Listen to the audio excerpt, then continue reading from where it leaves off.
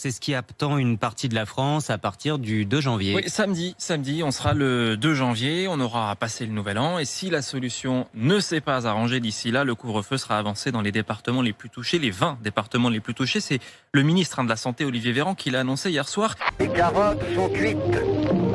Voilà la réponse du gouvernement face à la hausse des hospitalisations depuis quelques jours et alors que le Conseil scientifique évoque dans sa dernière note une probable reprise incontrôlée de l'épidémie après les fêtes de fin d'année. Qu'est-ce qu'on peut dire aujourd'hui avec un peu de recul de cette stratégie qui consistait à confiner tout le monde? Alors pour les uns, ça a sauvé au moins 60 000 vies, rien qu'en France. Pour les autres, pas du tout.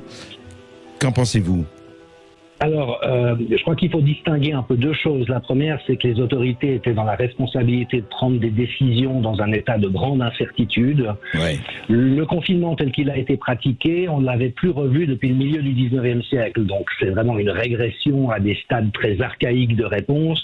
On apprend toutes les semaines, tous les 15 jours, des mesures différentes. Ce qu'on observe, c'est que les mesures de confinement légères ou de semi-confinement auront été au final bien meilleures que celles d'un confinement généralisé et autoritaire comme ça s'est passé en France. Le premier vaccin, Morissette, dont on parlait à l'instant, c'est l'énorme polémique qu'il y a eu. Ça, nous, comme observateurs, je pense, neutres, on a tous trouvé cette séquence plutôt réussie et pédagogique. Mais sur les réseaux sociaux, il y a eu une polémique absolument incroyable qui prêtait à cette Morissette une phrase qu'elle n'a jamais prononcée, qui était de dire « Ah, il faut faire ce vaccin ».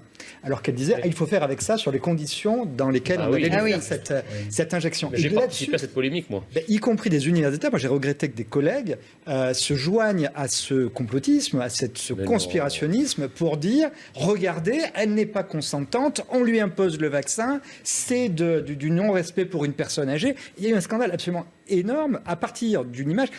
Ces universitaires d'ailleurs critiquaient même la façon dont la séquence était filmée. Les effets secondaires des vaccins, et là les Français vont peut-être le découvrir ce soir, mais ne sont pas remboursés par les firmes vaccinales.